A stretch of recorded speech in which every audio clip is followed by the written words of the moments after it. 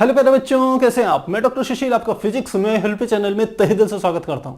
आजकल हम कर रहे हैं क्लास 12 की केमिस्ट्री को, जिसके अंतर्गत कर रहे हैं इसका चैप्टर नंबर 2 जो कि है विलियन यानी कि सॉल्यूशन। और पिछली क्लास में हमने बड़ा ही इंपॉर्टेंट टॉपिक डिस्कस किया था जिसको हम कहते हैं अणु संख्यक गुणधर्म, जिसका अर्थ था कि किसी विलियन के वे गुणधर्म जो विलियन में विलायक के साथ कौन सा विलय मिलाया गया है इस बात पर निर्भर नहीं करते हैं, अर्थात वह विलयन में उपस्थित विलय कौन सा है इस बात पर निर्भर न करे, बल्कि इस बात पर निर्भर करते हैं कि विलय के कितने अणु विलायक में उपस्थित हैं या विलयन में उपस्थित हैं। यदि वो अणुओं की संख्या पर निर्भर करता है वह गुणधर्म विलयन का, तो उसी को हम कहते हैं अणु संख्यक गुणधर्म। और वहां हमने इसका एक पहला गुणधर्म की चर्चा की थी जिसको हम कहते हैं वाष्प दाब में अवनमन, यानी कि वाष्प दाब में जो कमी आ जाती है। कोई विलायक होता है उसका जो वाष्प दाब होता है ज्यादा, यदि उसमें कुछ विलय मिला दिया जाए तो उसके वाष्प दाब में क्या होती है, कमी आ जाती है। और इसी गुण को हमने कहा था वाष्प दाब में अवनमन। तो पहला तो हमने पूरा वहां डिस्कस कर लिया था। यदि आपको मेरी बात में आपको लगे कि ये कुछ समझ में नहीं आ रही है बात, तो आप पिछला वीडियो देखिए, काफी डिटेल में आपको बताया गया है, साथ साथ उसके न्यूमेरिकल भी सॉल्व कराए गए हैं। यहां पर हम टॉपिक में चर्चा कर रहे हैं दूसरे गुणधर्म की, और जिसको हम कहते हैं क्वथनांक का उन्नयन, जिसको हम कहते हैं एलिवेशन ऑफ बॉइलिंग पॉइंट, यानी कि क्वथनांक का उन्नयन, यानी कि क्वथनांक बढ़ रहा है। इसको समझते हैं। सबसे पहले तो आपको यह पता होना चाहिए कि आखिर क्वथनांक होता क्या है। क्वथनांक जब किसी द्रव को गर्म किया जाता है तो गर्म करते करते उस द्रव की एक ऐसी स्थिति आती है कि अब द्रव का जो ताप होता है वह उस एक निश्चित ताप से ज्यादा नहीं बढ़ता है, और उसी ताप को हम क्या कह देते हैं, उसका क्वथनांक कह देते हैं। जैसे आप जानते हैं, आप जल को गर्म करते रहिए, कोई बर्तन लीजिए और बर्तन को हम कह सकते हैं गैस के पैन के ऊपर रख दीजिए। गैस के ऊपर रख दिया आपने और गैस जला दी, यानी कि आग जला दी। नीचे से ऊष्मीय ऊर्जा मिल रही है, तो क्या हुआ, जो पानी है वह गर्म होना शुरू हो गया। हम पानी के ऊपर अंदर एक थर्मामीटर डाल देते हैं। हम देखते हैं कि धीरे धीरे वो टेम्परेचर, थर्मामीटर का ताप बढ़ता चले जाता है जैसे जैसे पानी गर्म होता है। और थोड़ी देर बाद क्या होता है कि वो टेम्परेचर कांस्टेंट हो जाता है, यानी कि 100 डिग्री सेंटीग्रेड पे। यदि शुद्ध जल है तो ठीक 100 डिग्री सेंटीग्रेड पे उसका तापमान रुक जाएगा। उसके बाद आप गैस के नीचे कितनी ही उसको ऊष्मा देते रहे, कितनी देर तक आग लगा करके पानी को और गर्म करने की कोशिश कीजिए, पानी उबलना शुरू हो जाएगा, लेकिन पानी का ताप 100 डिग्री सेंटीग्रेड से 1 भी डिग्री सेंटीग्रेड आगे नहीं बढ़ने वाला। और इसी को हम कह देते हैं, यह क्या है, उस द्रव का क्वथनांक। तो जिस प्रकार से जल का ताप 100 डिग्री सेंटीग्रेड से आगे नहीं बढ़ता है वह उसका क्वथनांक होता है, उसी प्रकार अलग अलग द्रवों का जो क्वथनांक होता है वो अलग अलग होता है। अब जब हम यहां पर अणु संख्या के गुण धर्मों के ऊपर चर्चा कर रहे हैं और हम बात कर रहे हैं कि क्वथनांक का उन्नयन, अब समझते हैं ये क्या होता है। पर हमने इतना तो समझ लिया इस चर्चा से कि किसी भी द्रव को ऊष्मा देने पर उसका ताप जो एक निश्चित ताप से अधिक नहीं हो पाता, उसी को हम क्या कहते हैं, उसका क्वथनांक कहते हैं। पर बात यह आती है कि आखिर किसी द्रव का ताप एक निश्चित ताप जिसे आप क्वथनांक कह रहे हैं उससे ऊपर क्यों नहीं जाता, मूल बात यह है। तो इसी बात को पहले आपने समझना है। जब हम किसी द्रव को गर्म करते हैं, मैंने कहा मैंने एक विलायक लिया और विलायक के रूप में मैंने क्या ले लिया, जल। अब जल को मैंने क्या करा, किसी बंद कंटेनर में बंद किया। बंद कंटेनर में मैंने यहां पर जल भर दिया और इसमें मैंने लिख दिया ये क्या है, शुद्ध जल। अब मैंने इसको यहां से क्या करा, गर्म करना शुरू कर दिया। इस प्रकार से इसको गर्म करना शुरू किया तो धीरे धीरे मैंने कहा जल का ताप बढ़ेगा। अब जल का ताप हम कहते हैं 100 डिग्री सेंटीग्रेड पर आकर के रुक जाता है। उसके बाद अब नीचे से कितनी भी ऊष्मीय ऊर्जा या ताप ऊर्जा लगाइए, जल का ताप नहीं बढ़ने वाला। क्यों नहीं बढ़ता है, मूल बात यह है, आपने क्लास 11th में इस चीज को पढ़ रखा है, तो उसी बात को हम यहां पर आपको समझा रहे हैं कि जब हम जल का धीरे धीरे ताप बढ़ाते हैं तो जब कोई भी द्रव गर्म होता है तो आपने ध्यान दिया होगा वह कुछ क्या होता है, उसके ऊपर से एक वाष्प निकलनी, यानी कि हम कह सकते हैं वो गैसीय अवस्था में परिवर्तित होना शुरू हो जाता है। यानी कि जब इस जल को गर्म करेंगे तो इसका कुछ हिस्सा ऊपर की ओर जाकर के वाष्प रूप में क्या हो जाता है, इकट्ठा हो जाता है इस प्रकार से। तो जैसे जैसे जल जितना तेजी से गर्म होगा या जितना ज्यादा गर्म करेंगे उतना ज्यादा यहां पर वो जो वाष्पीय अवस्था है जल की, जिसे हम कह सकते हैं भाप, वो यहां पर इकट्ठी हो जाती है, जिसके कारण वह जो वाष्प होती है इस द्रव पर जो दाब लगाती है उसी को हम कहते हैं वाष्प दाब। ये क्या है? जल वाष्प। और इसके द्वारा द्रव पर जो दाब लगाया जाता है वह कौन सा होता है? वाष्प दाब। तो इतनी बात आपको समझ में आ गई। यह तो हमने पिछली क्लासेस में इस बारे में कई बार चर्चा की है। तो जल को गर्म करने पर जल के ऊपर वाष्प इकट्ठी हो जाती है और इस वाष्प के द्वारा जल पर जो दाब लगाया जाता है उसे कहते हैं वाष्प दाब। साथ ही हमने कहा कि जैसे जैसे आप जल को और तेजी से ज्यादा गर्म करेंगे ऊपर इकट्ठी होने वाली वाष्प की मात्रा भी बढ़ती चली जाएगी, जिसके कारण इस जल पर लगने वाला वाष्प दाब भी बढ़ता चला जाएगा। वाष्प की मात्रा ज्यादा होगी तो वाष्प दाब भी ज्यादा होगा।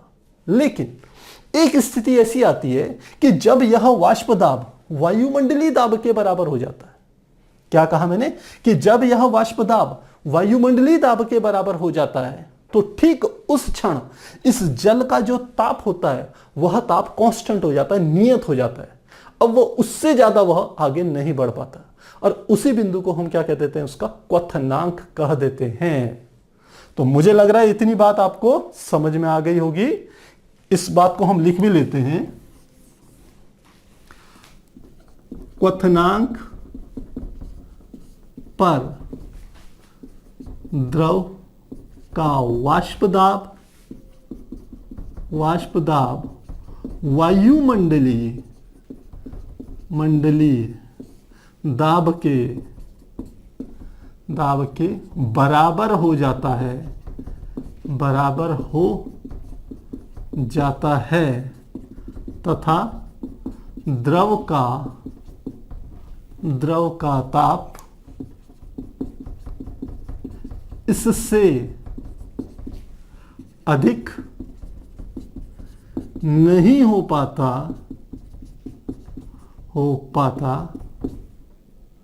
द्रव के इस अधिकतम ताप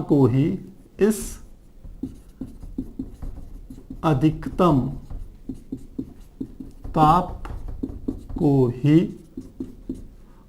उस द्रव का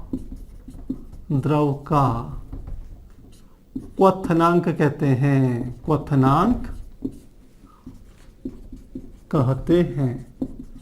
तो मेरी बात अब आपको समझ में आ गई कि किसी द्रव को जब गर्म किया जाता है तो वह धीरे धीरे क्या होता है? वाष्प में परिवर्तित होता है। वह वाष्प उस द्रव पर क्या लगाती है? दाब लगाती है। जैसे जैसे ताप बढ़ाते जाते हैं वैसे वैसे ऊपर इकट्ठी होने वाली वाष्प की मात्रा भी बढ़ती जाती है, जिसके कारण द्रव पर लगने वाला वाष्प दाब भी बढ़ता चले जाता है। एक स्थिति ऐसी आती है कि जब यह वाष्प दाब वायुमंडलीय दाब के बराबर हो जाता है। किसके बराबर हो जाता है? वायुमंडलीय दाब के बराबर हो जाता है। अब जब ऐसी स्थिति आ जाए तो अब वाष्प दाब और नहीं बढ़ पाता। इसका अर्थ यह हुआ कि उसी क्षण जल का जो ताप होगा या द्रव का जो ताप होगा वो नियत हो जाता है। अब उसका मान उससे अधिक नहीं बढ़ने पाता और द्रव के इसी ताप को हम क्या कहते हैं? इसका क्वथनांक कहते हैं। तो यहां तक बात मेरे को लग रहा है पूरी समझ में आ गई होगी। अब यहां पर हम चर्चा कर रहे हैं अणुसंख्यक गुणधर्म की। अणुसंख्यक गुणधर्म में हमने कहा था कि यदि हम किसी शुद्ध पदार्थ में, जैसे यहां पर हम किसकी बात कर रहे हैं? शुद्ध जल की बात करी हमने यहां पर। जब शुद्ध जल, ये क्या है? हमारा एक विलायक है शुद्ध जल। जब इसका हम क्वथनांक निकालते हैं तो यह आता है ठीक 100 डिग्री सेंटीग्रेड। यहां पर लिख लेते हैं जल का क्वथनांक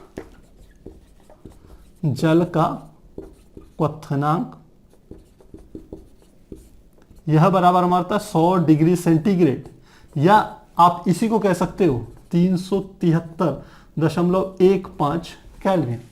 यह हमारा क्या हो गया? ताप हो गया, जिस पर कि जल का क्वथनांक आ जाता है। उसका ताप उससे अधिक नहीं बढ़ाया जा सकता यदि शुद्ध जल है। दूसरी बात, यानी कि इस ताप पर जो वाष्प दाब होगा वो वायुमंडलीय दाब के बराबर होगा। और वायुमंडलीय दाब कितना होता है? आप जानते हैं वायुमंडलीय दाब यदि उसको बार में प्रदर्शित करें तो 1.03 बार के बराबर होता है। तो लिखते हैं इस क्वथनांक पर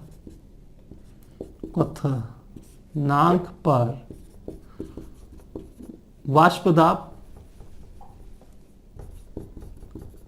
दाब बराबर होता है वायुमंडलीय दाब, और वह बराबर होता है 1.013 बार के बराबर होता है। तो इतनी बात आपको यह ध्यान में जरूर रखनी है कि क्वथनांक पर जो वाष्प दाब होगा वो वायुमंडलीय दाब के बराबर होता है, और वायुमंडलीय दाब का मान 1.013 बार के बराबर होता है। तो यह बात समझ में आ गई। अब हम अपने मूल जो हमारा विषय है उस पर चलते हैं।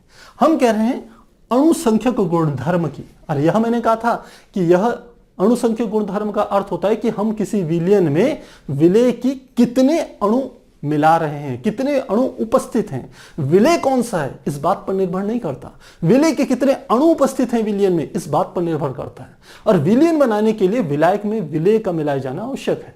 और आप जानते हैं हम विलायक कौन सा ले रहे हैं, मान लेते हैं जल ही ले रहे हैं। तो यहां पर हम यदि दूसरी चर्चा करें, हमने कहा कि विलायक में हमने मिला दिया किसको, विलेय को। इससे क्या मिल गया, विलयन मिल गया। अब हम कहते हैं कि विलेय को मिलाने पर विलायक का वाष्प दाब कम हो जाता है। यह हमने पिछली बार चर्चा कर ली थी, यह हमने पीछे के पूरे चैप्टर में इस बात पर डिस्कशन किया है कि क्या कहा मैंने, विलायक में अवाष्पशील विलेय कह देते हैं इसे, में अवाष्पशील विलेय मिलाने पर उसके मतलब विलायक है, उसके यानी कि विलायक के वाष्प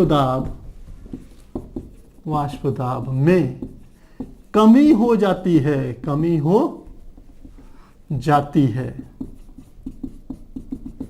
तो जैसे ही हमने शुद्ध विलायक, जैसे हमारा जल था, जल पे यदि मैं क्या मिला दूं, कोई विलेय मिला दूं, विलेय क्या मिला दूं, कुछ चीनी मिला दूं, या फिर आप कह सकते हैं हम नमक मिला दें, तो उससे क्या होगा, उसके वाष्प दाब में कमी हो जाएगी।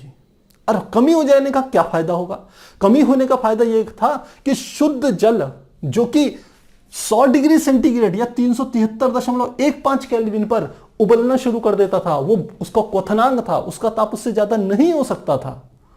अब वही जल, वही विलायक जो कि हमने जल लिया है, उस पर यदि थोड़ा नमक या थोड़ा हम क्या डालते हैं, ग्लूकोज मिला दें, तो अब उसका जो क्वथनांक आएगा वो 373.15 केल्विन पर नहीं आएगा, बल्कि उससे ज्यादा आएगा। अब आप कहोगे सर आखिर ज्यादा कैसे आएगा, ज्यादा इसलिए आएगा प्यारे बच्चों क्योंकि हमने यहां पर कहा कि विलायक में अवाष्पशील विलेय मिलाने पर उसके वाष्प दाब में कमी आती है। किसमें कमी आ रही है, वाष्प दाब के। तो वाष्प दाब किसके वाष्प दाब में, विलायक के वाष्प दाब में। और विलायक का ही तो क्वथनांक 373 था ना। तो इस बात को हम थोड़ा एक एग्जांपल से समझते हैं। हमने कहा यहां पर ले रहे, मान लेते हैं प्रारंभ में, शुरुआत में जब मैंने ये कंटेनर लिया और इस पे मैंने शुद्ध जल भर दिया, ये क्या है, शुद्ध जल। तो मान लेते हैं यहां का जो वाष्प दाब था, वह वाष्प दाब मैं एग्जांपल के लिए ले रहा हूं, मान लेते हैं ये मैं पी ले लिया मैंने, इसका वाष्प दाब क्या था, पी। क्या था, वाष्प दाब था पी।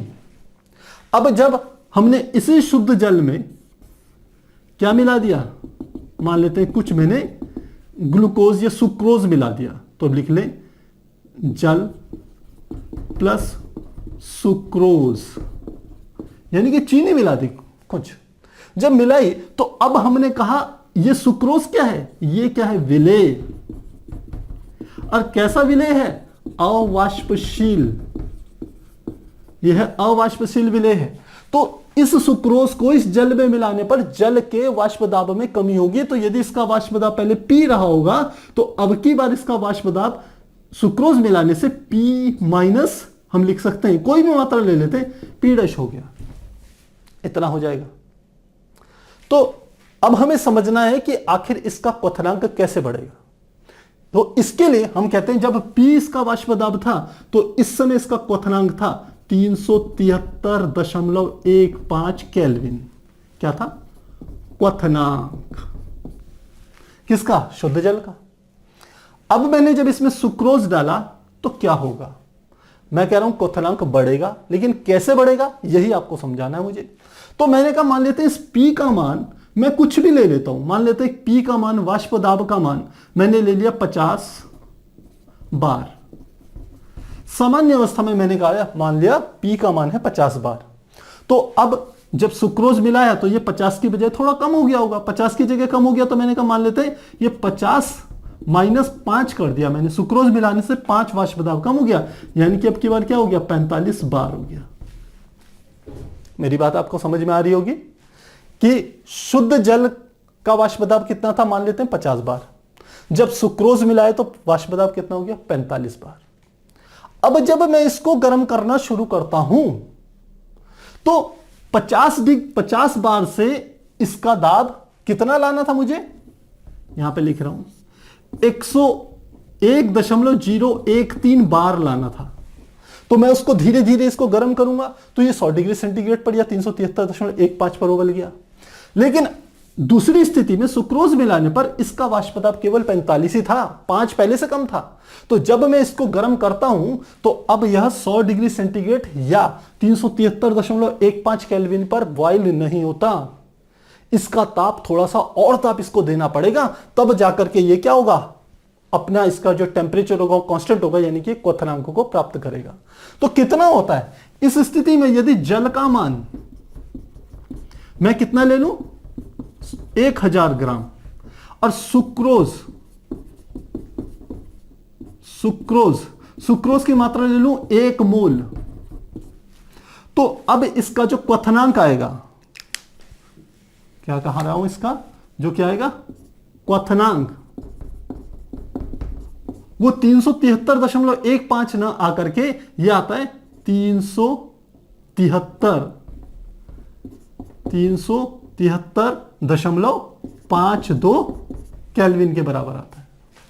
तो मुझे लग रहा है मेरी बात समझ में आ गई होगी कि जैसे ही हमने सुक्रोज मिलाया अब इसका क्वथनांक बढ़ गया।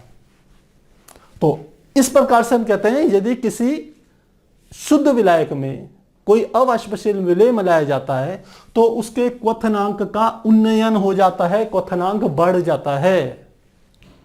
तो हो सकता है आपके दिमाग में अभी भी कुछ कंफ्यूजन हो, तो इसको हम एक और एग्जांपल से समझते हैं व्यवहारिक जीवन के। आप कभी क्या करना, अपने घरों में एक बर्तन लेना। आपके घरों में अगर थर्मामीटर होगा तो बहुत अच्छी बात है, आप आसानी से प्रयोग कर सकते हैं। शुद्ध जल लेना और शुद्ध जल में क्या करना, गैस के ऊपर रखना और थर्मामीटर लगा देना। आप देखोगे थोड़ी देर बाद जो उसका जल का जो ताप होगा वो लगभग कितना हो जाएगा, 100 डिग्री सेंटीग्रेड पे वो उबलना शुरू हो जाएगा। तो आपको पता चल गया शुद्ध जल लगभग 100 डिग्री सेंटीग्रेड पे उबल गया। अगली बार उसमें खूब सारा नमक मिला देना बर्तन में, और जल की मात्रा उतनी नहीं लेना। पहले भी 1 लीटर ली यानी कि 1000 ग्राम, दूसरी बार भी 1000 ग्राम। अब खूब सारा नमक या खूब सारी चीनी मिला देना, फिर उसको गर्म करना। आप देखोगे अब की बार वो 100 डिग्री सेंटीग्रेड पे नहीं उबलेगा, वो 100 डिग्री सेंटीग्रेड से ज्यादा ताप पर उबलेगा, यानी कि उसका क्वथनांक बढ़ जाएगा। क्यों बढ़ रहा है? क्योंकि अवाष्पशील विलेय मिलाया है आपने। अवाष्पशील विलेय क्या है?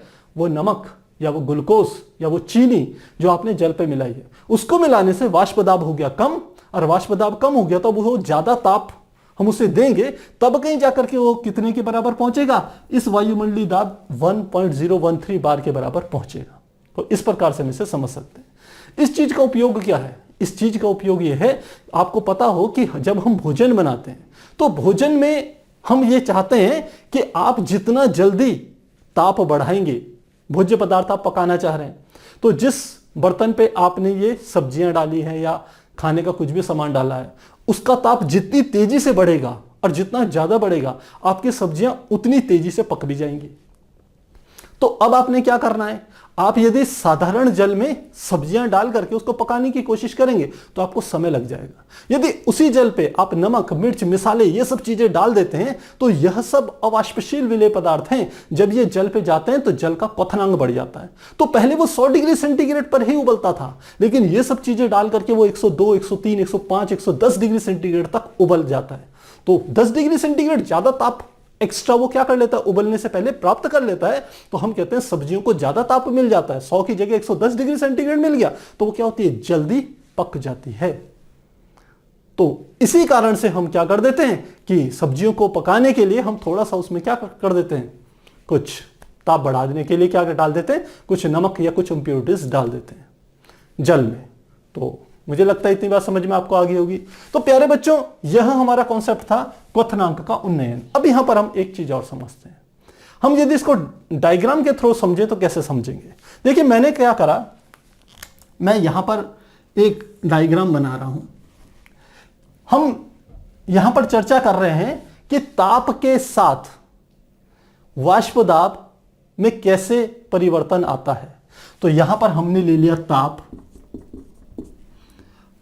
ये इधर की ओर बढ़ रहा है, और ये लिया मैंने वाष्प दाब, ये ऊपर की ओर बढ़ रहा है। और वाष्प दाब की एक मैंने ये लाइन ले ली, ये वाष्प दाब यानी कि दाब बढ़ रहा है। और ये कौन सा है, यह हमारा जो लाइन है यह प्रदर्शित कर रही है वायुमंडलीय दाब को। क्या है ये, वायुमंडलीय दाब। वायुमंडलीय दाब कितना है, 1.013 बार के बराबर है। तो ये वायुमंडलीय दाब को क्या कर रही है, प्रदर्शित कर रही है ये वाली लाइन।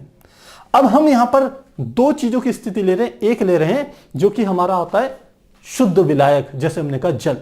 तो जल आप जानते हैं, जब जल को गर्म करते हैं तो 100 डिग्री सेंटीग्रेड पर ही क्या होता है, वायुमंडलीय दाब के बराबर आ जाता है। तो हमने इस तरीके से एक जल का बनाया, तो ये ऐसे आया।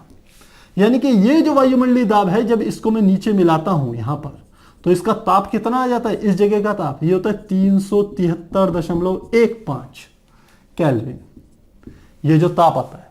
और इस ताप को मैं क्या नाम दे रहा हूं, मान लेते हैं शुद्ध विलायक का ताप है, इसलिए इससे TB0 से रिप्रेजेंट कर रहा है इस वाले ताप को, क्योंकि ये ताप को प्रदर्शित कर रहा है। अब मैंने इसी जल पे ग्लूकोज डाल दिया, जैसे मैंने यहां आपको एग्जांपल दिया, इसमें थोड़ा सा ग्लूकोज डाल दिया। ग्लूकोज डाल दिया तो क्या है, ग्लूकोज एक अवाष्पशील पदार्थ है। अवाष्पशील पदार्थ है तो निश्चित रूप से इसके वाष्प दाब में कमी होगी तो इसको वायुमंडलीय दाब तक लाने के लिए ज्यादा ताप देना पड़ेगा। और उसके लिए जो हम यहां ग्राफ बना रहे हैं वो इस प्रकार का ग्राफ हो गया। यानी कि अब देखें तो यहां से मैं इसको नीचे मिलाऊं तो यह जो हमारा ताप होगा, हमने देखा था जब 1 किलोग्राम जल में यदि 1 मोल सुक्रोज मिलाया जाता है तो वाष्प दाब कितना पहुंच जाता है, 373.52। यह हमारा कितना आ गया, 373.52 केल्विन। और इसी ताप को हम कह देते हैं TB से रिप्रेजेंट करते हैं। तो इस ग्राफ से आपको क्या पता चला, इस ग्राफ से क्या पता चला कि जब ये था शुद्ध विलायक, ये हमारा क्या है, शुद्ध विलायक, और दूसरा हमारा क्या था, यह हमारा था विलयन, ये विलयन था ब्लू वाली लाइन। तो शुद्ध विलायक का जो क्वथनांक है ये TB, ये क्या है, कम, ये 373.15 केल्विन है यदि विलायक हम क्या ले रहे हैं, जल। लेकिन जब इसी 1 लीटर जल पे हम 1 मोल सुक्रोज मिला देते हैं तो उस विलयन का जो हम कह सकते हैं क्वथनांक बिंदु आता है वो 373.52 केल्विन पर आता है, और हम देख रहे हैं वह क्या है, शुद्ध विलायक से ज्यादा है। तो यानी कि विलायक तो वही था जल, लेकिन थोड़ा सा सुक्रोज मिलाने पर, केवल 1 मोल सुक्रोज मिलाने पर उसका क्वथनांक बढ़ गया। तो क्वथनांक में ये जो अंतर आता है, ये जो डिफरेंस है, इस डिफरेंस को हम डेल्टा TB से रिप्रेजेंट करते हैं। तो मुझे लगता है इतनी बात अब आपको समझ में आ गई होगी कि शुद्ध अवस्था में उसका ताप था TB0, क्वथनांक का ताप, और जब उसमें विलय मिला दिया, अशुद्धि मिला दी या सुक्रोज मिलाया तो उसका ताप हो गया TB। और यह इसलिए उन्नयन हुआ, क्वथनांक में इसलिए वृद्धि हुई क्योंकि हमने विलय मिलाया है और विलय की मात्रा मिलाई है कुछ, इसलिए तो उसका जो क्वथनांक था वो बढ़ गया, यानी कि उन्नयन आ गया उसमें। तो इस TB को कैसे रिप्रेजेंट करेंगे, TB है ताप में अंतर, तो ताप में अंतर को कैसे दिखा सकते हैं, हम दिखा सकते हैं ये डेल्टा TB बराबर होगा ये TB माइनस ये आ गया TB0। तो डेल्टा TB यानी कि क्वथनांक में उन्नयन, यही शब्द है क्वथनांक में उन्नयन, बराबर होता है विलायक का शुद्ध अवस्था में क्वथनांक माइनस विलायक में विलय मिलाने पर जो विलयन है उसका क्वथनांक। और इन दोनों का अंतर ही क्या है, विलायक के क्वथनांक में उन्नयन को प्रदर्शित करता है। तो मुझे लग रहा है इतनी बात समझ में आ गई होगी। आप एक बार इसे नोट कीजिए, फिर हम आगे कंटिन्यू करेंगे। तो प्यारे बच्चों, अभी हमने सीखा कि जैसे ही हम किसी शुद्ध विलायक में कोई विलय मिलाते हैं, और विलय कोई भी हो, लेकिन मुख्य बात है हम उसके कितने अणु मिला रहे हैं, यह बात ज्यादा इंपॉर्टेंट है। तो जब किसी शुद्ध विलायक में कोई विलय मिलाया जाता है तो इससे शुद्ध विलायक का जो क्वथनांक होता है वह बढ़ जाता है। इसी को हम कहते हैं क्वथनांक में उन्नयन, यानी कि क्वथनांक की मात्रा में वृद्धि हो गई, क्वथनांक बढ़ गया पहले की तुलना में। और यहां पर अभी हमने फार्मूला ड्राइव करा था, हमने कहा था जो डेल्टा टी बी बराबर हमारा होता है, ये होता है T B minus T B 0 के बराबर होता है, जहां डेल्टा टी बी क्या है, क्वथनांक में उन्नयन, क्वथनांक में उन्नयन को प्रदर्शित करता है। टी बी विलयन का क्वथनांक, और टीबी 0 हमारा क्या है, शुद्ध विलायक का क्वथनांक। तो मुझे लग रहा है इतनी बातें आपको समझ में आ गई होगी। तो मेन इसमें आपने ये चीज जरूर ध्यान देनी है, ये काफी इंपॉर्टेंट है। इतना आ गया। लेकिन अब हम यह फॉर्मूला ज्ञात करना चाह रहे हैं कि क्वथनांक में परिवर्तन और हम कितना विलय मिलाएं, यानी कि विलय के अणुओं की संख्या में हम क्या कर रहे हैं, एक रिलेशन ज्ञात करना चाह रहे हैं। और यह देखा गया प्रयोगों के द्वारा कि जब किसी भी शुद्ध विलायक में कोई अवाष्पशील विलय मिलाया जाता है तो उसके क्वथनांक में जो परिवर्तन आता है, जिसे हम कह रहे हैं क्वथनांक में उन्नयन, वह अनुक्रमानुपाती होता है उस विलयन की मोललता के। किसके? मोललता के। तो मैंने क्या कहा, मैंने कहा क्वथनांक, विलयन के क्वथनांक में लिख लेते हैं तो ज्यादा साफ सही सा रहेगा। विलयन के क्वथनांक में उन्नयन अनुक्रमानुपाती होता है। किसके? विलयन की मोललता, विलयन की मोललता। अब विलयन के क्वथनांक को हम किससे प्रदर्शित कर रहे हैं? क्वथनांक में उन्नयन। ये देखिए डेल्टा बी क्वथनांक में उन्नयन है, यानी कि हो गया डेल्टा टीबी अनुक्रमानुपाती किसके? विलयन की मोललता। और मोललता को किससे प्रदर्शित करते हैं? स्मॉल एम से प्रदर्शित करते हैं। ध्यान रखिएगा, मोलरता को कैपिटल एम से और मोललता को स्मॉल एम से प्रदर्शित करते हैं। परिभाषा आपको पता होनी चाहिए मोललता की। मोललता का अर्थ होता है कि शुद्ध विलायक के या विलायक के 1 किलोग्राम मात्रा में विलय के मोलों की जो संख्या होती है वही क्या कहलाती है? उस विलयन की मोललता कहलाती है। इसका अर्थ है मैं एक विलायक लूं और उसकी मात्रा कितनी लेनी है? 1 किलोग्राम। उसमें मैं विलय के जितने मोल मिलाऊंगा वही मोलों की जो संख्या होगी वही उस विलयन की मोललता कहलाती है। तो यहां मैंने लिख लिया विलयन में क्वथनांक में उन्नयन अनुक्रमानुपाती विलयन की मोललता, यानी कि डेल्टा टीबी अनुक्रमानुपाती होगा एम के। अनुक्रमानुपाती का निशान हटाते हैं तो हम जानते हैं कांस्टेंट ले लेते हैं। तो अब हमने क्या करा, अनुक्रमानुपाती का निशान हटाया, डेल्टा टीबी बराबर होगा एक कांस्टेंट ले लिया के बी, और साथ में हमारा क्या आ गया? Into N. जहां के बी को हम क्या कहते हैं? यह हमारा है क्वथनांक में उन्नयन के लिए जो स्थिरांक उत्पन्न हो रहा है, जिसे हम कहेंगे क्वथनांक उन्नयन स्थिरांक। और इंग्लिश में से कहते हैं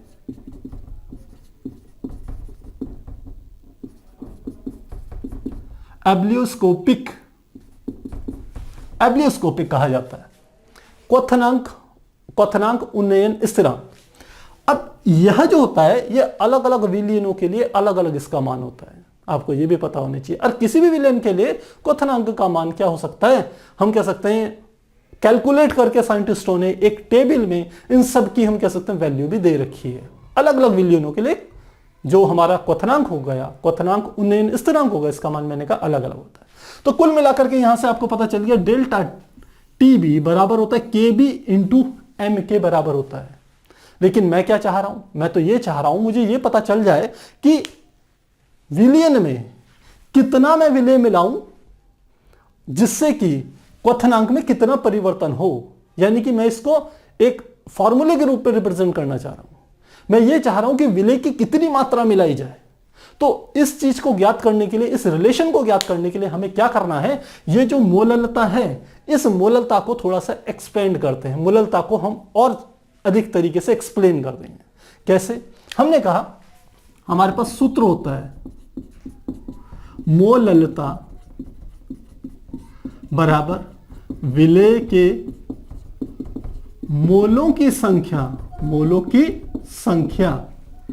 बटे विलायक की मात्रा किसमें, किलोग्राम में। ध्यान रखना ये दो चीजें हैं। अब इस विलय के मोलों की संख्या और विलायक की मात्रा किलोग्राम में, यह हमारे पास फार्मूला है। साथ ही हम ये भी जानते हैं चूंकि मोलों की संख्या का सूत्र होता है, मोलों की संख्या बराबर होती है हमारी क्या, मात्रा विलय का द्रव्यमान किसमें, ग्राम में, बटे क्या लिखते हैं इसको, मोलर द्रव्यमान या आणविक द्रव्यमान, आप कुछ भी कह सकते हैं। विलय का, या आप विलय लीजिए, कुछ भी लीजिए, क्योंकि यहां हम विलय के मोलों की संख्या ज्ञात कर रहे हैं, इसलिए मैंने विलय शब्द का यहां पर प्रयोग किया है। तो विलय का मोलर द्रव्यमान, ध्यान रखिएगा मोलर द्रव्यमान को ही आणविक द्रव्यमान भी कहते हैं अणुओं का। तो ये हमें पता चल गया। तो विलय के द्रव्यमान को सामान्यतः हम m से रिप्रेजेंट करते हैं, और विलय के या मोलर द्रव्यमान जो होता है उसको रिप्रेजेंट करते हैं m, कैपिटल M से। ये वैल्यूज उठा करके यहां पर रख लेते हैं। तो क्या आ गया, मोललता विलय के मोलों की संख्या, और मोलों की संख्या किसकी होगी, स्मॉल m बटे कैपिटल M, स्मॉल m बटे कैपिटल M, और विलायक की मात्रा किलोग्राम में, मल्टीप्लाई विलायक की मात्रा केजी में, यह मैंने लिख लिया। अब बहुत से स्थानों पर विलय के द्रव्यमान को स्मॉल m से प्रदर्शित किया जाता है, और बहुत से स्थानों पर इसे W से भी रिप्रेजेंट किया जा सकता है, क्योंकि आप जानते हैं केमिस्ट्री में द्रव्यमान और भार एक ही चीज है। तो क्योंकि एनसीईआरटी ने अपनी बुक में इसको m से रिप्रेजेंट न करके W से रिप्रेजेंट किया है, तो हम यहां पर m की जगह क्या लिख रहे हैं, W लिख रहे हैं। मुझे लग रहा है आपको यह बात समझ में आ रही होगी कि यदि मैं MD लिख देता तो भी गलत नहीं था, लेकिन हम एनसीईआरटी को मैच करते हुए चल रहे हैं, इसलिए हमने m की जगह क्या लिख लिया, W लिख लिया है। जबकि दोनों का अर्थ क्या है, द्रव्यमान से संबंधित है दोनों चीजें, और ये जब W भी है वो भी ग्राम में है, और चाहे मैं m लिखता वो भी क्या है, ग्राम में। तो अब मोललता का मुझे सूत्र पता चल गया, मोललता बराबर W बटे M, विलायक की मात्रा। अब यहां से मैं अपने डेरिवेशन को, यानी कि इस फार्मूले को कन्वर्ट करना शुरू करता हूं, इस वाले फार्मूले को। मैंने कहा मुझे मोललता निकालनी है, यानी कि स्मॉल m निकालना है।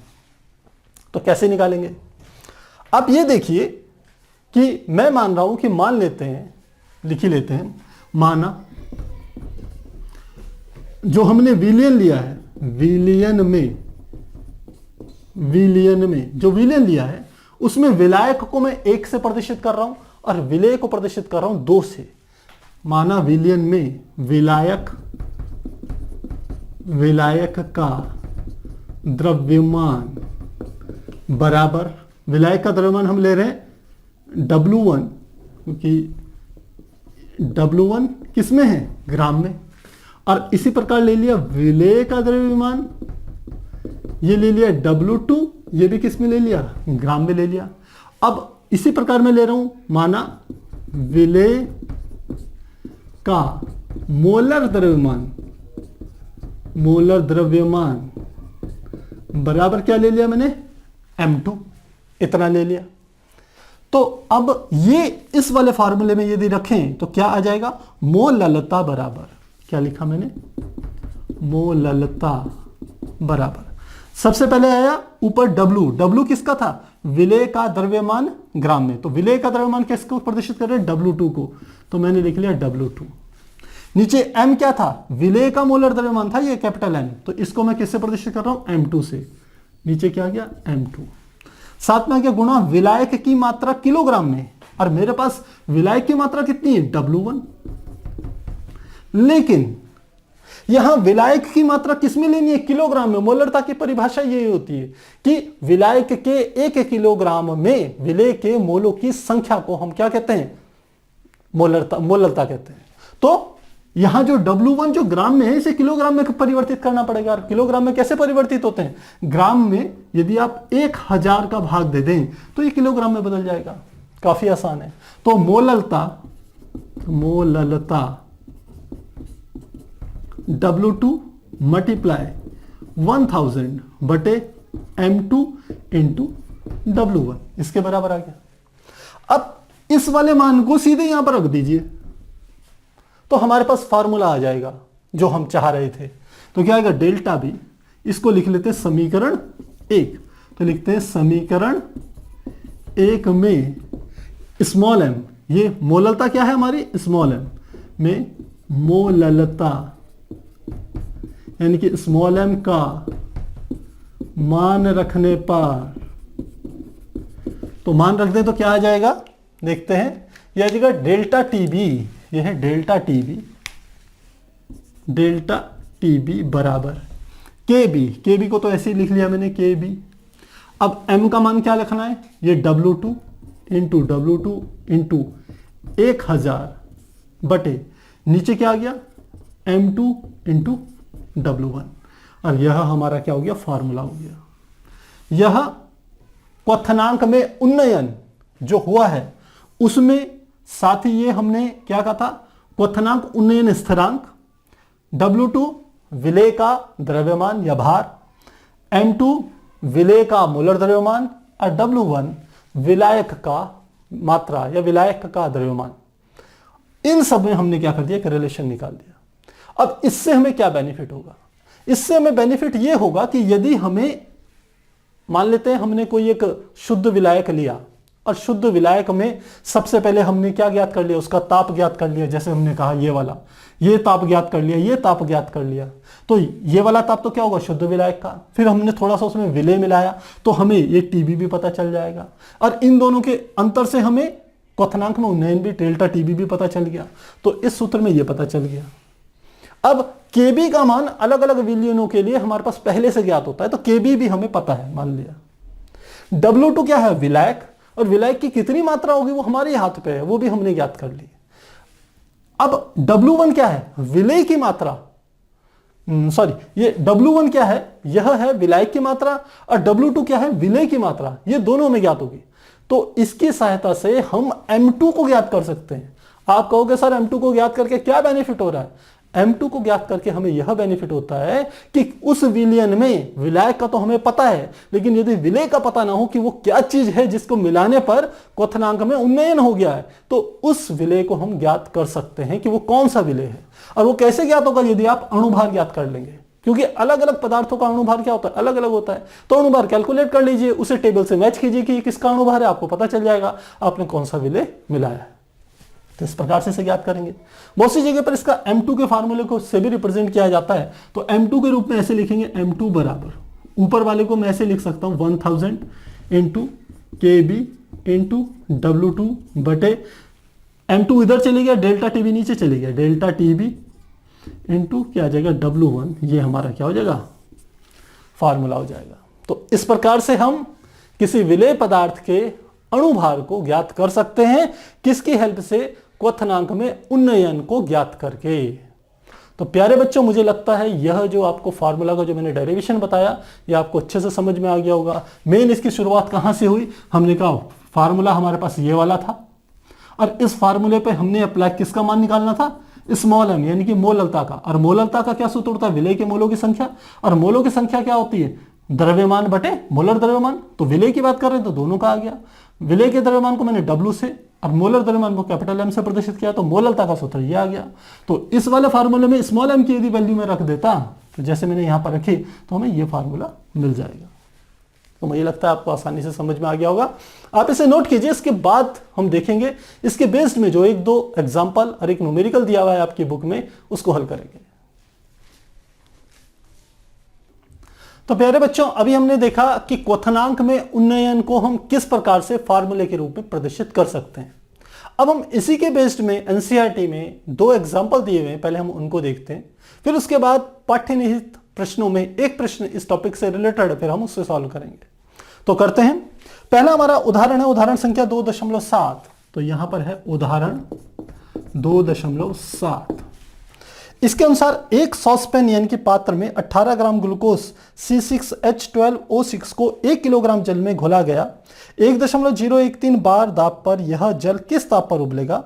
जल के लिए Kb का मान 0.52 केल्विन Kg प्रति मोल है। तो हमें जो चीजें दी हुई है पहले वो लिख लेते हैं। एक सॉस पैन में देखिए 18 ग्राम ग्लूकोज है, तो ग्लूकोज है तो ये क्या है? विलेय है। तो विलेय की मात्रा दे दी 18 ग्राम। तो विलेय को हम किससे प्रदर्शित करते हैं? यहां हमने फार्मूले लिखे हैं, यानी कि W2 विलेय है, तो हमें क्या दे दिया? W2 बराबर 18 ग्राम।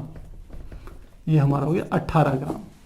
सेकेंड, ग्लूकोज क्या है? C6H12O6 है। तो ग्लूकोज यानी कि जो हमारे पास विलेय है ये है C6H12O6 यानी कि ग्लूकोज, ये भी दे दिया।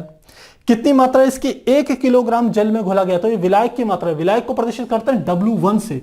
तो W1 ये देखिए विलायक का, तो W1 बराबर 1 किलोग्राम यानी कि 1000 ग्राम, क्योंकि यहां हमने किस में लिया? इसको ग्राम में लिया है। तो ये भी हो गया हमारा। अगला देखें, साथ में 1.013 बार दाब पर, तो यह तो हमारा क्या होता है? वायुमंडलीय दाब होता है, हमें पता होता है। यह जल किस ताप पर उबलेगा? यानी कि हमें क्या ज्ञात करना है? हमें ज्ञात करना है किस ताप पर उबलेगा। तो ये विलियन का ताप पूछ रहा है, यानी कि हमें टीबी ज्ञात करना है। टीबी को ज्ञात करना है, किस ताप पर उबलेगा। जल के लिए केबी का मान 0.52, केबी का मान कितना दे दिया? 0.52 केल्विन केजी प्रति मोल है। ये हमारे को इसने दे रखा है। तो सॉल्व करते हैं, काफी आसान है प्यारे बच्चों। मेन बात है आपको यह पता होना चाहिए कि फार्मूले क्या है। तो फार्मूले हमने यहां पर लिख दिए और पूरा डिटेल में आपको समझाए, तो आपको कोई दिक्कत नहीं होगी। तो हमें क्या ज्ञात करना है? टीबी ज्ञात करना है। टीबी ज्ञात करने के लिए आप जानते हैं जो टीबी है वो हमारा इस फार्मूले से निकल जाएगा। टीबी बराबर हो जाएगा डेल्टा टीबी प्लस टीबी 0, ये आ जाएगा। क्योंकि जल है, विलायक के रूप में क्या है? जल।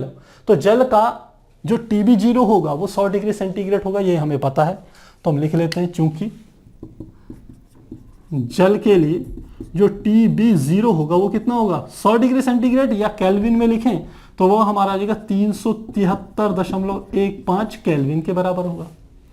तो किस प्रकार से इसे ज्ञात करेंगे? हमें तो सीधे टीबी ज्ञात करना है यार। इसके लिए हमें क्या निकालना पड़ेगा? टीबी 0। तो ये वाला फॉर्मूला यूज करते हैं।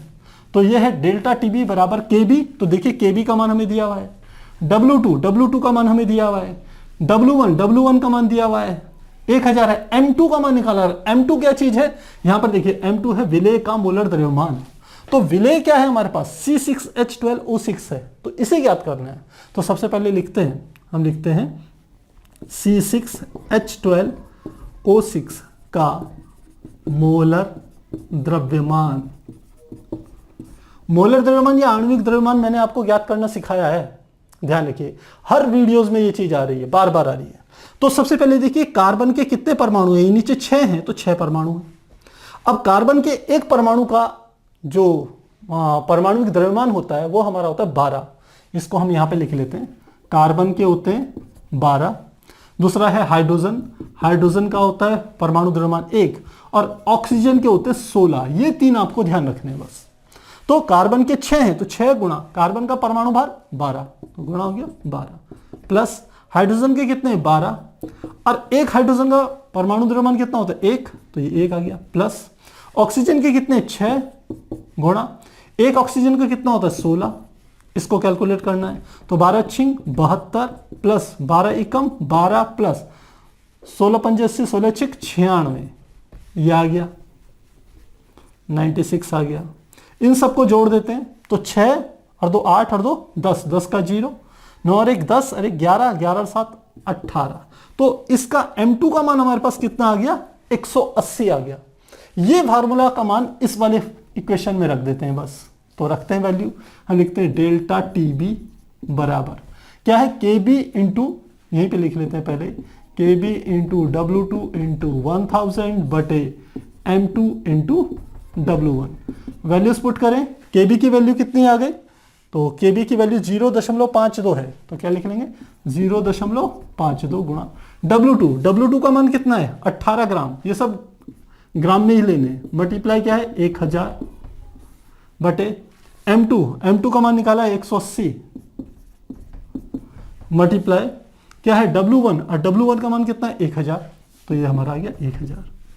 तो क्या हो रहा है 1000 से 1000 कट गया, ये 18 से इसको काटेंगे तो कितनी बार कटेगा 10 बार, 10 से इसमें भाग देंगे तो क्या आएगा 0.052, क्या है डेल्टा टीबी। तो किस में आएगा, केल्विन में आएगा। लेकिन हमें किसका मान ज्ञात करना है, हमें ज्ञात करना है टीबी का मान, यानी कि विलियन का हमें क्वथनांक ज्ञात करना है। तो हम जानते हैं चूंकि डेल्टा टीबी बराबर होता है हमारा, ये फार्मूला लिखा है टीबी माइनस टीबी 0, तो हमें टीबी का मान निकालना है। तो क्या लिखेंगे टीबी, ये इधर की ओर आ जाएगा, तो सीधे क्या हो जाएगा टीबी, आप लोग कंफ्यूज ना हो इसलिए हम क्या कर रहे हैं डेल्टा टीबी ही लिख रहे हैं। ये इधर आ गया, ये प्लस हो गया, क्या आ गया टीबी 0, और इधर क्या बच गया टीबी। मुझे लगता है समझ में आ गया होगा, डेल्टा टीबी ये आ गया, ये माइनस टीबी इधर आकर के प्लस का टीबी हो गया, और बराबर बराबर यहां क्या बच गया टीबी। डेल्टा टीबी का मान कितना है 0.052, टीबी 0 का मान कितना है हम जानते हैं, ये हमारा होता है 373.15, 373.15, ये बराबर किसके होगा टीबी के होगा। तो जोड़ दीजिए कितना आ जाएगा, दशमलव के 3 स्थान पर है तो ये आ गया 2, फिर 5 और 5 10 का 0, हासिल 1, और एक क्या हो गया 2, और आगे आ गया 373.202, ये किसका आ गया टीबी का मान आ गया। तो टीबी बराबर आ गया 373.202 केल्विन, ये हमारा क्या हो जाएगा आंसर हो जाएगा। तो काफी आसान है, सीधे फार्मूले में वैल्यू रखनी है, आपको पता होना चाहिए। अगर आपको ये पूरा प्रोसेस पता है कि कौन सी चीज क्या है, आपने पीछे डेरिवेशन को अच्छे से समझा है, तो आपको ऐसे न्यूमेरिकल्स करने में कोई परेशानी नहीं होगी। अब हम इसका सेकंड उदाहरण देखते हैं। ये तो हमारा था उदाहरण 2.7, ये था 2.7। अब अगला उदाहरण देखते हैं 2.8। तो यहां पर लिखते हैं उदाहरण 2.8। इसके अनुसार बेंजीन का क्वथनांक 353.23 केल्विन है।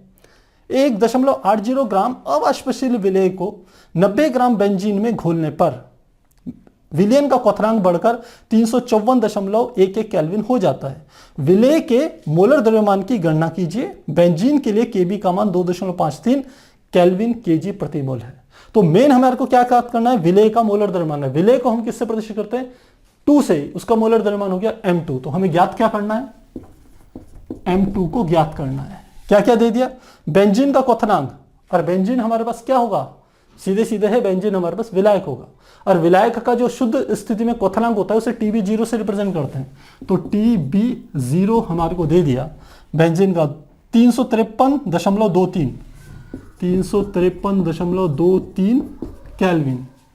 साथ में 1.80 अवाष्पशील विलेय, यानी कि हमारे को क्या दे दिया W2, ये हमारा विलेय है, ये दे दिया 1.80 ग्राम, 1.80 ग्राम। और साथ में बेंजीन की मात्रा कितनी 90 ग्राम, यानी कि W1 हमारे को कितना दे दिया 90 ग्राम। विलेयन का क्वथनांक बढ़कर 354.11 केल्विन हो जाता है। तो हमारे को दे दिया TB 354.11 केल्विन हो जाता है, 54.11 केल्विन। और केबी का मान दे दिया 2.53, केबी बराबर दे दिया 2.53, और ये होता है हमारा केल्विन केजी पर मोल। तो हमें M2 की वैल्यू को कैलकुलेट करना है बच्चों। तो कैसे कैलकुलेट करेंगे, फार्मूला देखिए, M2 निकालने के लिए सीधे फार्मूला है हमारे पास ये वाला। इस फार्मूले में Kb की वैल्यू में दे रखी है, W2 की वैल्यू दी हुई है, ये देखिए 1.80 ग्राम, W1 की वैल्यू भी दी है 90 ग्राम, लेकिन डेल्टा टीबी की वैल्यू हमें ज्ञात करनी है। और डेल्टा टीबी कैसे ज्ञात करेंगे, यहां पर है डेल्टा टीबी बराबर टीबी माइनस टीबी जीरो, तो इससे रखते हैं, लिखते हैं डेल्टा टीबी बराबर टीबी माइनस टीबी जीरो। तो टीबी की वैल्यू कितनी है 354.11 माइनस टीबी जीरो की वैल्यू कितनी है 353.23। तो घटा देते हैं, डेल्टा टीबी की वैल्यू कितनी आ जाएगी, ये हो गया हमारे पास, ये हो गया 11 में से 3 गया, ये हो गया हमारा 8, यहाँ कितना हो गया 10, फिर 10 में से 2 गया, ये भी हो गया हमारे पास 8 डेसिमल में, यहाँ हो गया 3, बाकी तो ये हमारा सेम ऐसा का ऐसा आ जाएगा 0, तो 0.88 केल्विन आ गया डेल्टा टीबी की वैल्यू। अब यह सब मान इस वाले फार्मूले में रखेंगे तो हम लिखते हैं, चूंकि M2 बराबर होता है 1000 गुणा KB गुणा W2 बटे नीचे क्या है delta TB multiply W1। Values put करें तो क्या आ जाएगा, 1000 की जगह 1000 गुणा KB की वैल्यू कितनी है 2.53 मल्टीप्लाई W2 की वैल्यू कितनी है 1.80 बटे डेल्टा टीबी का मान 0.88 मल्टीप्लाई, और साथ में हमारा क्या गया W1 का मान कितना है 90 ग्राम। इन सब को आपने कैलकुलेट करना है।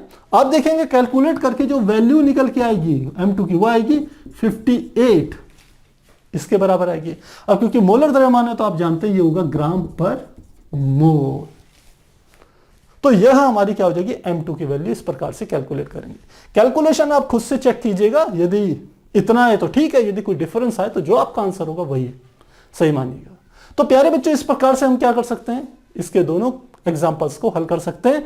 मेन चीजें आपको, ये ऊपर की चीजें मैंने इसीलिए लिखी हुई है कि आपको पता रहे और आपको इनकी इंपॉर्टेंस पता हो कि हर क्वेश्चन में आपके एक दो फार्मूले इससे आएंगे। यदि आपको ये निकालना था तो यहाँ डेल्टा टीबी की वैल्यू यहां से हमने निकाली, और पहले क्वेश्चन में हमने ये यूज करा और बाद में उसका यूज करके हमने टीबी की वैल्यू यहां से कैलकुलेट करी। तो इस प्रकार से इसे हल करेंगे। आप नोट कीजिए, फिर हम आगे एक क्वेश्चन को और सॉल्व कराएंगे।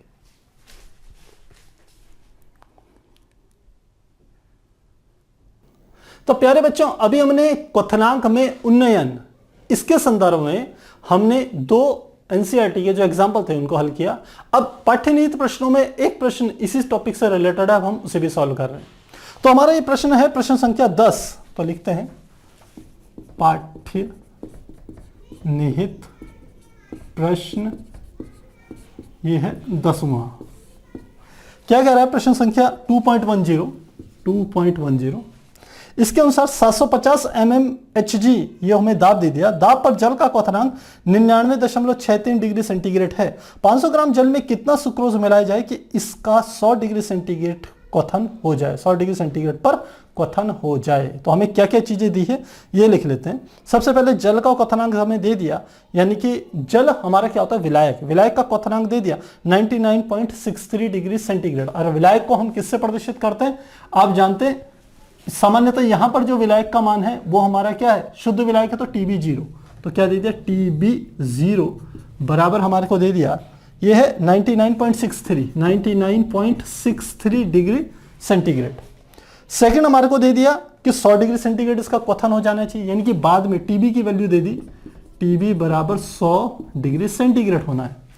मात्रा हमें दे दी जल की मात्रा, जल क्या है विलायक, और विलायक की मात्रा कौन सी होती है आप जानते हैं ये W1 होती है विलायक का द्रव्यमान। तो हमें W1 की वैल्यू दे दी 500 ग्राम। क्या ज्ञात करनी है, कितना सुक्रोज मिलाया जाए। अब ध्यान रखिए इसमें जो विलेय है यह है सुक्रोज,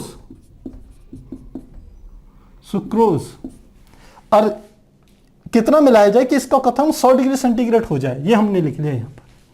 तो किस प्रकार से इसे सॉल्व करेंगे इस चीज को समझिए। सबसे पहले तो आपको सुक्रोज का फार्मूला पता होना चाहिए। सुक्रोज का फार्मूला होता है C12H22O11, ये हमारा क्या होता है सुक्रोज होता है। अब सुक्रोज भी हमें पता है, और साथ ही हमें किसकी मात्रा निकालनी है, हमें इसी सुक्रोज की मात्रा ज्ञात करनी है, यानी कि हमें W1 को कैलकुलेट करना है। नहीं W1 तो हमें दिया हुआ है, W2 विलेय है, इसे हमें कैलकुलेट करना है। तो यदि हम W2 को कैलकुलेट करेंगे तो सीधे सीधे हमें पता है ये वाला फार्मूला या इस वाले फार्मूले में से हम कैलकुलेट कर सकते हैं। लेकिन उसके लिए हमें दो चीजें चाहिए। पहले हमें चाहिए डेल्टा KB की वैल्यू और दूसरी चाहिए हमें M2 की वैल्यू। M2 यानी कि क्या है, जिसे हम कहते हैं मोलर द्रव्यमान, किसका, सुक्रोज का। तो सबसे पहले ये ज्ञात करेंगे, तो लिखते हैं सुक्रोज का मोलर द्रव्यमान। तो सुक्रोज क्या है, C12H22O11। तो कैसे ज्ञात करेंगे, हमने आपको पहले भी बताया था, जो कार्बन के एक परमाणु का जो द्रव्यमान होता है वो होता है 12, हाइड्रोजन के एक परमाणु का द्रव्यमान होता है 1 और ऑक्सीजन के एक परमाणु का द्रव्यमान होता है 16। ये आपको पता होनी चाहिए। तो कार्बन के कितने, 12 परमाणु हैं तो 12, और एक परमाणु का द्रव्यमान कितना होता है 12, तो साथ में लिख लेंगे 12 प्लस ऑक्सीजन के कितने 22 परमाणु, तो लिख लिया 22। एक परमाणु का द्रव्यमान कितना होता है 1, तो लिख लिया 1 प्लस ऑक्सीजन के कितने परमाणु हैं 11, तो ये आ गया 11। एक परमाणु का द्रव्यमान कितना होता है ऑक्सीजन के 16, तो ये लिख लिया 16। इनको कैलकुलेट करते हैं, 12 12 144 प्लस 22 एकम 22 प्लस 11 छिंग 66, 11 एकम 11 और 6 17। इन सबको जोड़ दें तो कितना हो जाएगा, 6 और 4 10 और 2 12। ये हो जाएगा 7 और 1 8 और 2 10, 10 और 4 14 का 4 हासिल 1, 1 और 1 2 और 1 3, तो कितना आ गया 342। तो सुक्रोज का मोलर द्रव्यमान 342 आ गया। इसका अर्थ है हमें पता चल गया M2 का मान कितना हो गया 342। तो हमें क्या क्या पता चल गया, M2 पता चल गया, W1 का मान ज्ञात करना है, W2 पता है, डेल्टा TB एक ये ज्ञात करना है, एक KB है। तो KB हमारा वही हम कह सकते हैं क्वथनांक उन्नयन स्थिरांक है, और यह जल और सुक्रोज के लिए, जल और ग्लूकोज के लिए इसकी जो वैल्यू होती है वो सेम होती है। और हमने इससे पहले जो दो एग्जाम्पल करे थे उसमें पहले एग्जाम्पल में हमने देखा था जो KB की वैल्यू होती है, यहां पे लिख रहे हैं, जो KB की वैल्यू होती है वो होती है 0.52 और फॉर्मूला बाकी मात्रा जानते हैं केल्विन किलोग्राम पर मोल के बराबर होती है। ये KB भी हमें पता होता है। अब हमें क्या निकालना है, डेल्टा TB। अब डेल्टा TB की हम पहले डिग्री सेंटीग्रेड में वैल्यू है तो डिग्री सेंटीग्रेड में ही वैल्यू निकालेंगे। तो डेल्टा TB होता है TB माइनस TB 0, तो लिखेंगे डेल्टा TB बराबर TB माइनस TB 0। दोनों वैल्यूज हमें दे रखी है। TB की वैल्यू कितनी है 100 डिग्री सेंटीग्रेड, तो लिख लिया 100 माइनस TB 0 की वैल्यू कितनी 99.63 ये डिग्री सेंटीग्रेड, और ये भी क्या है डिग्री सेंटीग्रेड। अब हमें वैल्यूज चाहिए केल्विन में। अब यहां पर आपको एक बात पता होनी चाहिए कि जब हम सेंटीग्रेड में दो तापों का अंतर ज्ञात करते हैं तो बिल्कुल सेम होता है वह केल्विन में दो तापों के अंतर के। कैसे, इसको भी समझिए। हमने कहा कि हम यहां पर एक पैमाना ले रहे हैं, यह हमारा पैमाना होता है सेंटीग्रेड का पैमाना। इसका सबसे निचले वाला बिंदु होता है 0 और सबसे ऊपर का बिंदु होता है 100। यदि यहीं पर मैं दूसरा पैमाना लूं केल्विन का पैमाना, ये केल्विन का पैमाना है, तो इसका सबसे नीचे का जो बिंदु होता है वो होता है 373.15। इधर की ओर लिख रहा हूं मैं 373.15, और सबसे ऊपर का जो बिंदु होता है वह भी होता है, सॉरी ये होता है 273.15 और ये होता है 373.15। तो इन दोनों के बीच का जो डिफरेंस है 0 और 100 के बीच का वो भी 100 है, और इन दोनों के बीच का जो डिफरेंस है वह भी कितना है 100। तो मैं सेंटीग्रेड में दो तापों के बीच का अंतर निकालूं या उन तापों को केल्विन में परिवर्तित करके तब केल्विन में उन दोनों तापों के बीच का अंतर निकालूं, दोनों में वो सेम ही आएगा। यह बात ध्यान रखना। तो हमने कहा यहां पर 100 डिग्री सेंटीग्रेड में से 99.63 घटाएंगे तो कितना आ जाएगा, ये हमारा हो जाएगा 0 ये 10 में से 3 गया, ये हो गया 7, और 9 में से 6 गया, ये हो गया हमारा 3। तो 0.37 ये डिफरेंस है। तो चाहे इसे सेंटीग्रेड में लिखिए चाहे इसे केल्विन में लिखिए, ये बराबर ही होगा। एग्जाम्पल में आप खुद ही समझ सकते हैं। मान लेते हैं ये हमारा कितना है 80 है और ये हमारा कितना है मान लेते हैं 10 है। इस प्रकार इसमें भी लेंगे तो डिफरेंस देखेंगे दोनों का सेम आएगा। आप 80 को पहले केल्विन में चेंज करना कि कितना आता है, फिर 10 को भी केल्विन में चेंज करना कितना आता है, फिर इन दोनों का डिफरेंस कितना आ गया, आप देख रहे हो 70 आ गया। इन दोनों का डिफरेंस भी देखोगे तो 70 ही आएगा, चेंज करके तब माइनस करके आप चेक कर सकते हैं। तो ये इतना आ गया, डेल्टा टीबी भी पता चल गया हमें। अब ये सब वैल्यूज हम इस वाले फार्मूले में रख करके हमें किसकी वैल्यू को कैलकुलेट करना है, W2 की। तो W2 हम इस फार्मूले से ज्ञात कर सकते हैं, तो यहां से ज्ञात करें, W2 बराबर हो जाएगा डेल्टा टीबी में M2W1 की गुणा हो जाएगी। तो क्या लिखता हूं मैं, डेल्टा सीधे मैं W2 का मान लिख रहा हूं, W2